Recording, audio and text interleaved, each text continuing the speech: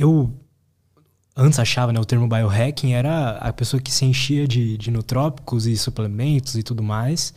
E quando eu comecei a entender mais sobre o assunto, eu falei, pô, o biohacking é a gente... Tipo assim, a nossa experiência humana, ela é uma coisa limitada, né? Não sei qual a crença de vocês, a sua, mas, sei lá, a gente vai viver 80 anos, é uma experiência ali que o ideal é que a gente esteja bem o tempo inteiro, né? Porque... Exatamente.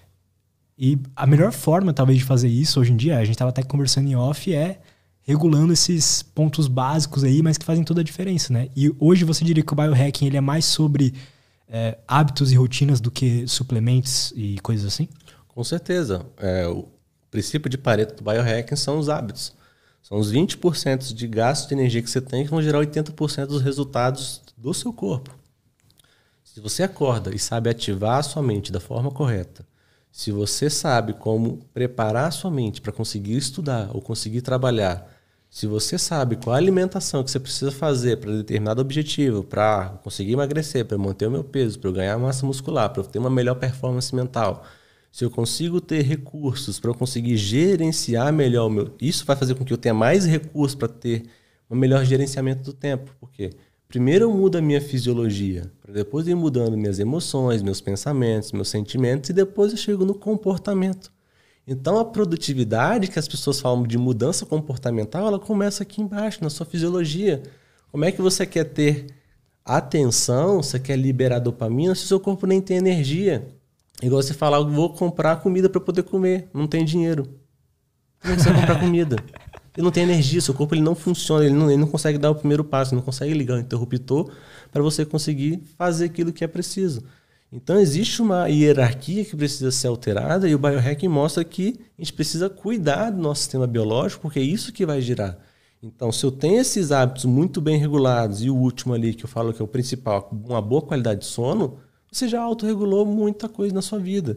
Depois são detalhes que precisam ser ajustados. Aí, no caso, a gente fala que a alimentação ela não está tão nutritiva quanto antigamente, então a gente precisa fazer uma reposição de nutrientes. Vitamina D, que é muito difícil ter uma boa exposição solar para você manter níveis ideais. Você precisa, às vezes, fazer uma reposição de vitaminas, de minerais. Principalmente hoje em dia, vitamina B12, complexo B, vitamina B9.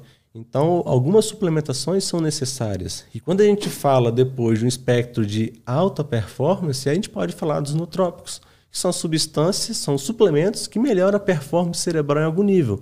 Só que essas substâncias, obrigatoriamente, elas não podem dar efeito colateral, elas não podem mexer na sua capacidade de aprendizado e memorização e tem que promover um efeito de neuroproteção. Então, só tem que possuir benefícios. Quando a gente fala dos psicoestimulantes, eles não são considerados nootrópicos, por quê? Primeiro, porque eles são outra classe. Nootrópico é uma classe, psicoestimulante é outra. E outra que a gente sabe que tem um empilhamento de efeitos colaterais a partir dali. A gente não tem um efeito neuroprotetor, a gente não tem um efeito de proteção de memória. A gente acaba tendo efeitos contrários. Os psicoestimulantes, a Vinvância, a Ritalina, o Modafinil, a gente tem perda de memória ao longo do tempo.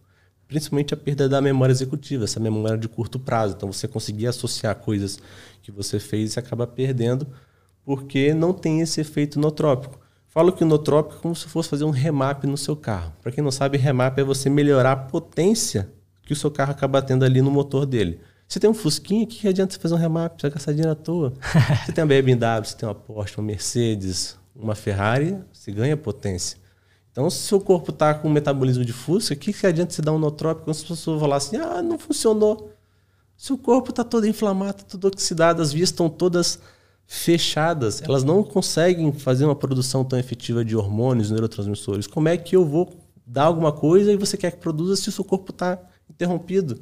O corpo inflamado não produz adequadamente serotonina, dopamina. Não adianta eu querer dar os estímulos, os substratos, se o seu corpo está bloqueado. Vai ficar só o excesso aqui em cima que vai gerar algum outro tipo de efeito colateral.